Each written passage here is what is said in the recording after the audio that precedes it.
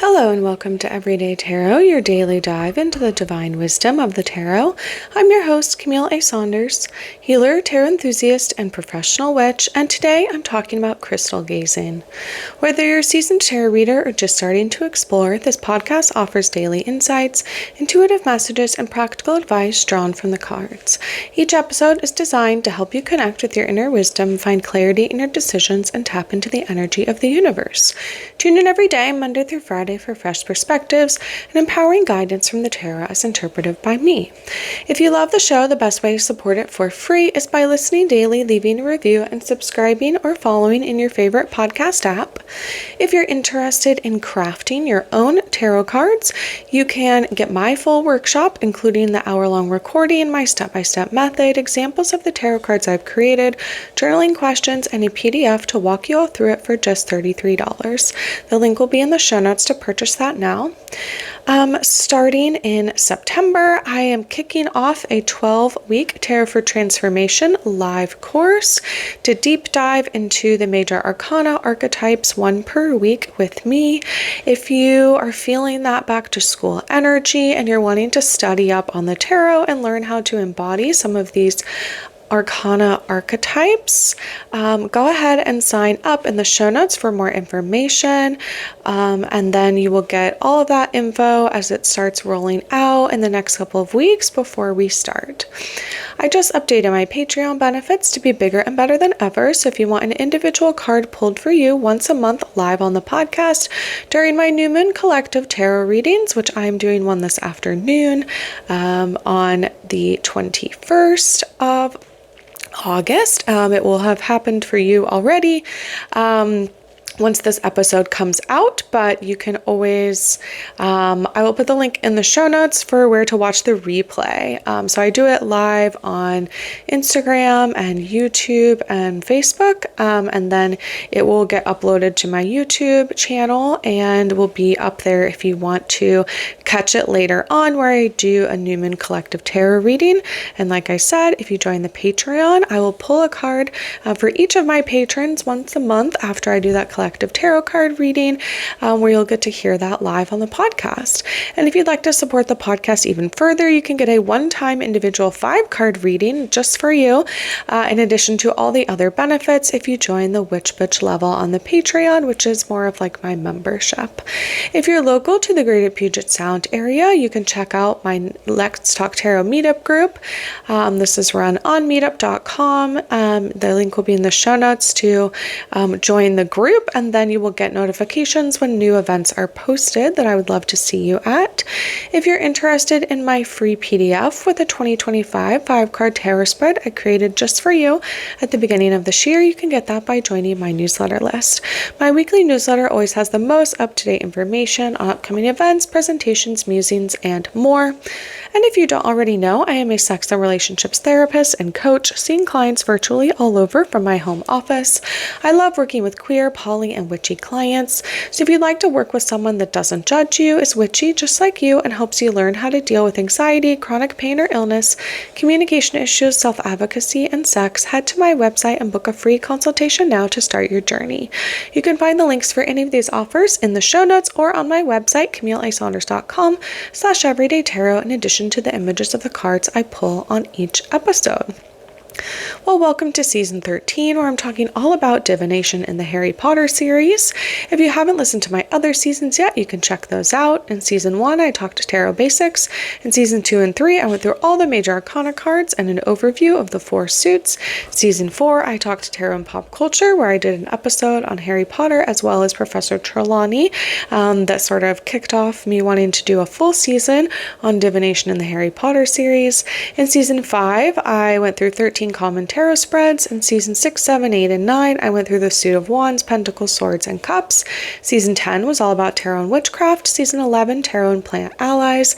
And Season 12 was about tarot and animals. So like I said, we are in Season 13 now, talking all about divination in the Harry Potter series. And today we're talking about crystal gazing or crystal ball gazing. So yeah, my connection with the Harry Potter series is I grew up reading all the books from elementary school on with my family, or when I was young enough, my parents read them to us. And then as I got older, I started to read them on my own. I am in Slytherin house. My favorite book is Half-Blood Prince. My favorite movie is Goblet of Fire. And I've been a MuggleCast podcast listener since 2006. They kicked off their podcast in 2005, and they just celebrated their 20 years of podcasting, which is kind of incredible. Let's see. Last time I talked about my favorite classroom. Let's see. What would go along with crystal gazing today? Let's see. Who would be my favorite professor I'd want to hang out with? I know I talked about Lupin before, so let me talk about some different ones. I mean, as a plant gardener girly, I would love to like hang out with Professor Sprout, the herbology professor, and who else? I think Professor Sinistra, who does the astronomy, would be interesting. Again, like I'm very interested in the astronomy tower. It's the highest place in the castle, and we just don't really hear about the astronomy class at Hogwarts. We just get kind of like glimpses of it. We rarely see Harry or the other students in class, and so yeah, I just think that that would be fun. Okay, so let's get into crystal ball gazing or crystal gazing. I'll talk about the definition and some history. We'll talk about it in the books, and then I'll talk about the tarot cards I pulled that I feel like are aligned with crystal ball gazing here. So on the Rosenberg Library Museum.org website, talking about the 20th century crystal ball, they did a whole feature article on a treasure of the month from their museum, and they actually have a crystal ball on display at the library that belonged to Elizabeth Calders of Louisiana. It includes the ball, a stand, a silk cover, a custom box, and from 1916, an instructive booklet about crystal gazing. I thought that was very interesting. So crystal balls are usually made of a natural stone, like other crystals that you might have to hold in your hand or on a necklace, or like large features. And they're used as one of several instruments that some believe help aid in the act of clairvoyance, or sort of, seeing the future, or seeing like kind of visions. They use like a reflective or translucent object was developed in ancient civilizations to foresee possible outcomes of future events. The form of divination achieved through trance induction by means of gazing at a crystal is commonly known as crystal gazing or crystallomancy. There's different kind of objects that have been known to do this, sometimes gemstones or like a type of mirror, but most often a crystal ball is used. They can be carved from quartz, beryl, calcite, obsidian, amethyst, or glass. It says the size of the ball varied greatly among practitioners. Some used one that would fit kind of like in the palm of your hand, or some would use a larger one that was mounted on a stand, which again, I would say in that kind of like pop culture, that's more of the one we see. I'm like thinking of the Wizard of Oz right now, where we have the traveling guy who's who ends up being the wizard in when they're in Oz, has a crystal ball, and sort of, again, we see him as sort of a manipulative character in that series, but he uses a crystal ball in his kind of divining of the future. Crystal gazing was developed by various cultures for a variety of purposes as early as 3000 BCE. Babylonians, ancient Egyptians, Hindus, Greeks, Mayans, Incas, North American Indians, and Australian Aborigines all used mirrored objects, pools of water, or crystal balls to communicate with or receive answers from the gods, and often use scrying, which is sort of like the terminology used for like the action of what you're doing. Again, of sort of like, I guess let me look up exactly what that is, but yeah, foretelling the future using a crystal ball or reflective object or surface. So it's sort of, I think it means like seeing or peeping, or sort of like seeing the future. So with the visual element of it, that's scrying. So again, that's kind of what like crystal balls have been used for historically, or other sort of reflective surfaces. It says the Druids in Celtic Britain, as well as the Scottish Highlands, used stones of power to predict distant or future events, to tell fortunes, etc. And again, there's lots of like literary accounts of this. There's Orphic poems. Lithica, a Greek epic poem, told of a magic stone sphere made of heavy black stone or metal, which was used to foretell the downfall of Troy. There's a John Dee, a scientist, astronomer, mathematician, and alchemy and divination expert, was Queen Elizabeth I's consultant and commonly used crystal and crystal balls to acquire knowledge. And in ancient Mexican lore, they tell of a god named Tetzaltepolco who beheld a magic mirror which allowed him to view events throughout the world. So often used by seers, sorcerers, psychics, or other members of kind of like the occult. It has been used historically, again, as a way to see the future.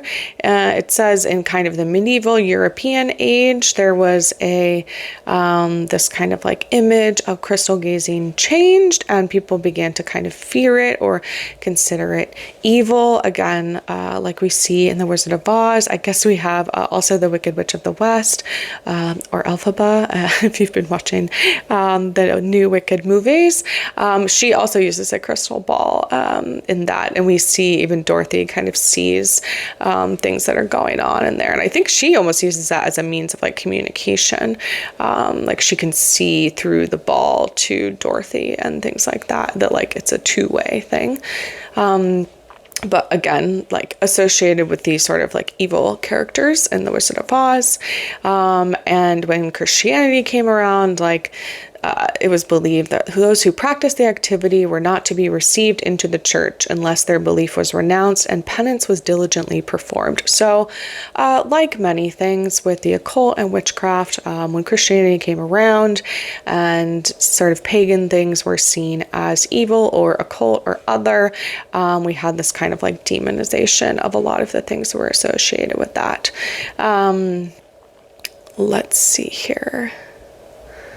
What else do I want to talk about? So yeah, let's talk a little bit more about like how to. So if you were to do this, again, like sometimes it's a ball that fits in the palm of your hand. Sometimes it's like on a stand, and there's different kind of like associations of images or elements that you might see, just like when we talked about with tessiomancy. So like the tea leaves, or in the fire omens, the pyromancy, you're always kind of like using this object as a means to foresee kind of like visions, or in a crystal ball, maybe like swirling or smoke, right? Images to indicate, and then using that information to kind of like extract or like interpret what it means. So it talks about in this article, which is from keen.com, the article is about how to use a crystal ball, that like blue clouds mean success or career or business, or white clouds mean good fortune. So there's sort of like different like colors of smoke within the ball that might indicate different things. So I've done candle gazing before. It's like, this seems sort of similar. I guess it's not actually a thing I've talked about in this season because we don't hear about it in the Harry Potter series, but where it's sort of like, again, with candle gazing, you would like light a candle and you sort of like meditate or focus on it. And then at some point, sort of like at least in my experience, like your focus on it, like literally with your eyes, starts to, like, you can see it, but you can also kind of like see things around it, or like your focus kind of like spreads. And that is like sort of what's being described here with a crystal ball. So again, so if you were to do this, you have your crystal ball, whatever size that is, you've chosen your spot. Maybe you smoke clear the area with incense or sage or other things to neutralize the energy, however you prepare for space like that. Like I said, you light some incense maybe. I have some incense going here. And the mix of light and shadow with incense can also create create this like atmosphere for drawing out images. You can put a candle behind you, meditate in the space, close your eyes, silence your mind, focus on the white light in your mind's eye that spreads around you and engulfs the space. Lay your hands gently on the crystal ball for a couple of minutes to maybe infuse it with your energy. Take your hands off, gaze into it, and then sort of like, again, if you were to try to like stare at something for a long time, it says like don't stare, but try to soften your gaze as you look kind of like into the crystal ball and like around it. If you stare at something long enough, especially if it has like moving elements, like it will happen naturally. And you can think about like a question, and then maybe when you see smoke appearing in the ball or sort of different things, observe it. And as the image forms, be patient. It says, the images might seem unrelated if you're new to crystal ball gazing, but over time you'll sharpen your psychic abilities and familiarize yourself with the crystal ball. This will ensure the images become more succinct. And then when you're done, maybe you can like take notes or something like that. If you have things thinking about for the future, thank the crystal ball for the images. You can again cleanse it however you cleanse your space, and you can wrap it up in a cloth or kind of put it away for storage, or you can leave it out under a full moon to charge it. So that again is kind of like one way of doing it as described in this article. Again, it's kind of been done historically for a long time. It is a way of scrying, so kind of again looking for imagery that might indicate decisions, pathways, spiritual guidance for the future. It can be a way to like deepen or evolve a meditation practice. And again, if you're someone that is prone to like being a very visual person or getting like to imagery when you do things, this would probably be kind of like a natural thing to do, or like an easier thing maybe for you to do than perhaps other people. It does kind of allow your mind to focus on something and then also kind of like see what comes of that. Again, I've done like candle gazing where you light a candle and you're staring at the flame, and then kind of again after like a minute or two, you'll stare, but then you'll like get this larger focus that spreads out. And if you can kind of stay in that state, again, you might get certain like images that you literally see or things that come to mind.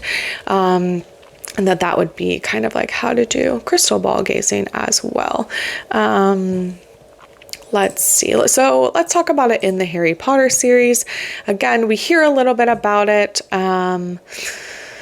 Sybil Trelawney talks about crystal gazing as a difficult and subtle practice. Thus, most people were unable to see anything the first time they tried it. She talks about the ability hinges on the person's ability to relax the conscious mind and external eyes so as to perceive clearly the inner eye and superconscious. If the person was unable to do so, they might see nothing but swirling white fog in the crystal ball.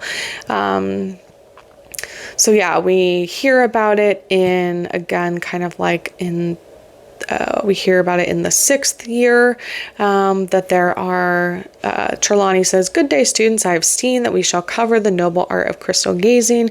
The orb is difficult to master, and I do not anticipate that many of you will see by the end of today's lesson, but one can always be surprised. Let's begin." And again, she teaches the 6th year divination students crystal gazing in class. And there's also a time like earlier in the series where like she has a sign on the door that says, "Do not disturb crystal gazing." And Harry tries to like open the door without realizing that it was locked. So we see that part. And then in, I think in like the, 3rd book, we hear it get introduced again around like Easter time. Trelawney again sees the Grim, not very helpful to Harry. He's like, great, because she had seen it in the tea leaves earlier. And this is when Hermione gets upset and kind of like walks out of class, I believe. And then they have a final exam that also has crystal gazing one-on-one with Trelawney in that session. And let's see. this Ron tells Trelawney he saw a hippogriff, and they think about Buckbeak's impending execution, and she sort of asks about if the hippogriff, if headless, or I guess this is Harry's vision. And Harry says, no, Buckbeak looks fine. And he was in fact flying away. And that disappoints Trelawney. And Harry doesn't like that. Again, we get another reference in the 4th year. Professor Trelawney tells the class she'd been doing needlework when the urge to crystal gaze struck her. Looking into her ball, she had seen death circling overhead like a vulture, even lower over the castle. And again, there is death that happens in their 4th year at the end of the, I guess early in the year with Mad Eye, I guess that's not death, but at the end of the year we have Cedric, right? And then crystal gazing is a part of the OWLs. And then actually at the end of the series, Trelawney uses crystal balls not for scrying, but to drop them off of aspects of Hogwarts, using them as a weapon later on in the series during the Battle of Hogwarts. And Harry tries to again, they kind of share about like what happens during the OWL exams. That Ron, he just describes the examiner and he's like, oh, I see an ugly man with a wart on his nose in the crystal ball. And then he realizes that actually that's his examiner's reflection. So Harry and Ron seemingly don't really ever get to a point where they see things in the ball. So I did pull some tarot cards that I thought went kind of along with this. I pulled the Acolyte from the Citadel, a Fantasy Oracle by Fen Inkwright about new projects and learning. I pulled the Six of Wands from the Sacervito Tarot deck. And a lot of these I just kind of based it on imagery. So all of these have like an orb or a round object that the character or the card is depicting. So in the Six of Wands, we have, it's about victory, acclaim, and success, enjoying recognition and compliments. External validation says the 6 wands point chin up to the bright sun and a circular rainbow. That's sort of the orb image that I saw. It says the wands are flowering and beautiful and proud. Love yourself, pat yourself on the back for results of your hard work. This card asks you to recognize your self-worth but be wary of self-importance and bloated ego. And then the last card I pulled was the 8 of Cactus from the Desert Illuminations Tarot deck, which would be equivalent to the 8 of Pentacles. And again, we have like a figure that's holding a, in this case, cactus, in kind of in their hand in a very like magical way. It seems like there's energy coming off of it. And I just thought that was like an interesting imagery for crystal ball gazing. So the 8 of Cactus says, deep inside a hidden canyon at twilight, a mystical and skillful extraterrestrial is glowing while harnessing the power of a cactus. They are infusing each piece before distributing them to open-minded individuals. A UFO hovers close by in the sky to support the being and oversee its work. The 8 of Cactus about learning and mastering skills. Again, kind of like the Acolyte, like learning new things. You can meditate on this card when you need to gain more focus on your work.